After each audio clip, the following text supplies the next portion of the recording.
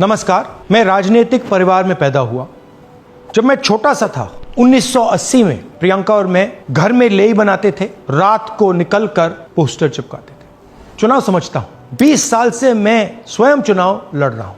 Polling कैसे होती है, पोलिंग बूथ कैसे मैनेज किया जाता है, वोटर लिस्ट, फॉर्म 17, ये सब मैं गहराई से समझता हूं। कुछ समय पहले हमें दाल में काला लगा। चुनाव के नतीजे आते थे, मूड एक तरीके का होता था, रिजल्ट दूसरे तरीके का। मुझे याद है उत्तराखंड में हम चुनाव हारे।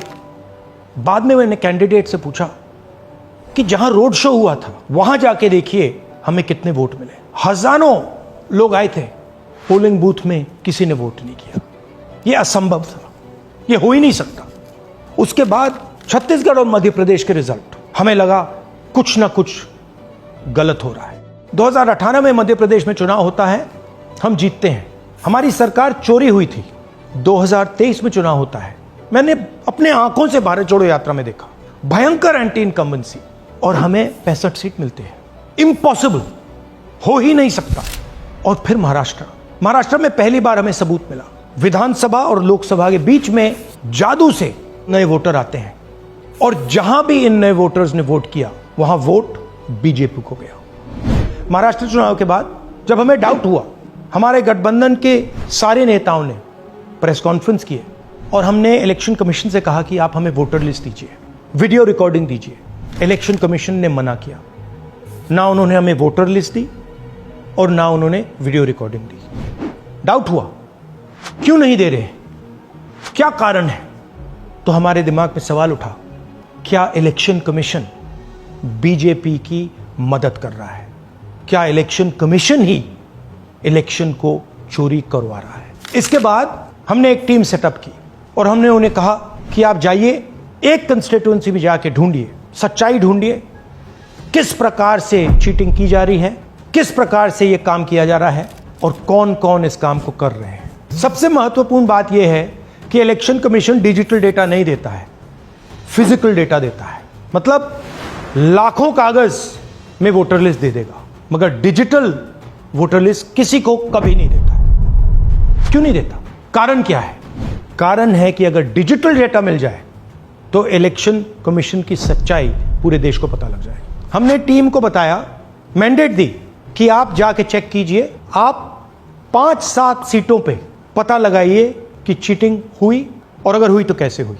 टीम ने हमें एक दिन बताया कि 5-7 सीटों पे काम किया ही नहीं जा सकता। क्यों? मैंने उनसे पूछा क्यों नहीं किया जा सकता। उन्होंने मुझे ये कागज दिखाए। ये जो कागज हैं, ये एक लोकसभा के कागज नहीं है, ये एक विधानसभा के कागज है, और इन कागजों को हमने मैन्युअली सॉर्ट करना पड़ा। और पूरा का पूरा काम जो हुआ है, इसमें 6 महीने लगे हैं, और एक असेंबली सीट में हम ये काम कर पाए हैं। क्यों? क्योंकि डिजिटल डेटा नहीं दिया जाता। अगर इलेक्शन कमीशन ने हमें डिजिटल डेटा दिया होता तो हम ये कार्रवाई पूरे देश में, हर लोकसभा में, हर विधानसभा में 15 मिनट में करके दिखा देते। हमारे पास अनलिमिटेड रिसोर्सेज नहीं है, इसलिए हमने ये रिसर्च सिर्फ एक लोकसभा में, एक विधानसभा सीट में की। मगर मुझ में अब पूरा भरोसा है कि ऐसी 100 से ज्यादा सीटें हैं हिंदुस्तान में। जो यहां हुआ है उन सीटों में भी हुआ है। और याद रखिए, अगर बीजेपी को 10-15 सीटें कम आती तो आज नरेंद्र मोदी प्रधानमंत्री नहीं होते, इंडिया गठबंधन की सरकार होती। जांच ने 5 तरीके की चोरी पकड़ी है। डुप्लीकेट वोटर, जिसका मतलब एक वोटर के नाम वोटर लिस्ट में अनेक जगह आ रहे हैं। फेक एड्रेस, मतलब एड्रेस है ही नहीं, या फिर house number 0। Bulk voter in single address, मतलब एक छोटे से घर में 40, 50, 60 लोग रह रहे हैं। इनवैलिड फोटोज, छोटी सी फोटो है या फिर फोटो ही नहीं है, और वो जो छोटी फोटो है वो दिखती भी नहीं है। कौन है, किसका चेहरा है, नहीं पता लग सकता।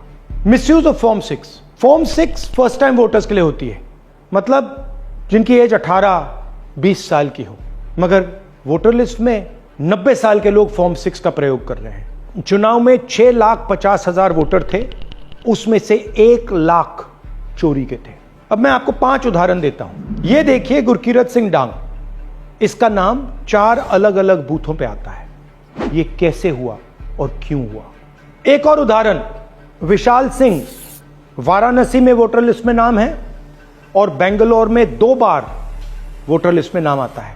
क्या ये वाराणसी में वोट कर रहे हैं या बेंगलोर में वोट कर रहे हैं या दोनों जगह वोट कर रहे हैं? एक और उदाहरण देखिए, हाउस नंबर 0। तो आपने कभी सुना है हाउस नंबर 0?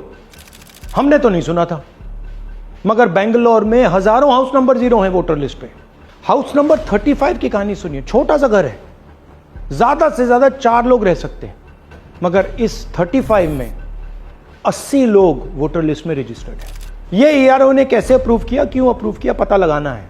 अच्छा, अब ये देखिए वोटर लिस्ट, इनकी फोटो देखिए, या फोटो है ही नहीं या फिर छोटी छोटी फोटो है जो दिख नहीं सकती। इन वोटर आईडीज पे वोट दिया गया है। अब मैं आपको बताता हूं शकुन रानी की कहानी। फर्स्ट टाइम वोटर बनी है, 70 साल की आयु है।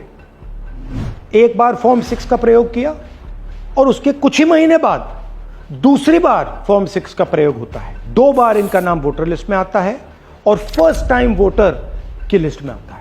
ये फर्स्ट टाइम वोटर हो ही नहीं सकती। तो क्या शकुन रानी जी ने वोट किया या किसी और ने शकुन रानी जी के लिए वोट किया? ये ही छुपाने के लिए सीसीटीवी का डेटा हमें नहीं दिया जा रहा है।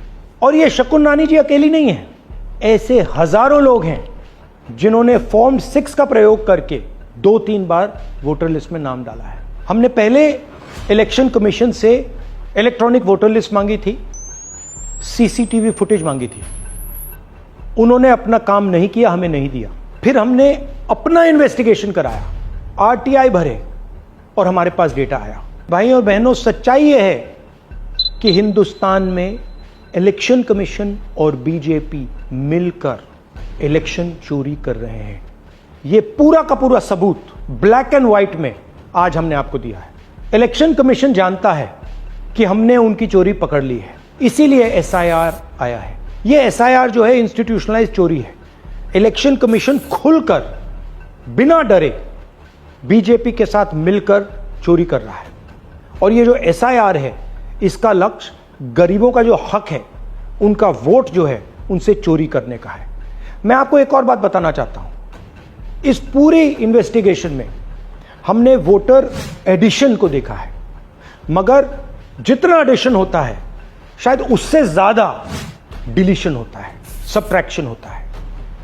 तो ये सिर्फ एक मेन तरीका हमने पकड़ा है, दूसरे तरीके पे हमने इन्वेस्टिगेशन की ही नहीं है अभी। मैं इलेक्शन कमीशन और इलेक्शन के ऑफिसर्स को साफ कह रहा हूं, आप जो कर रहे हो गलत कर रहे हो, ये ट्रीजन है, देश के खिलाफ है। ये मत भूलिए, टाइम आएगा हम आपको पकड़ेंगे, बचने वाले नहीं हो। It is critical that we expose voter चोरी।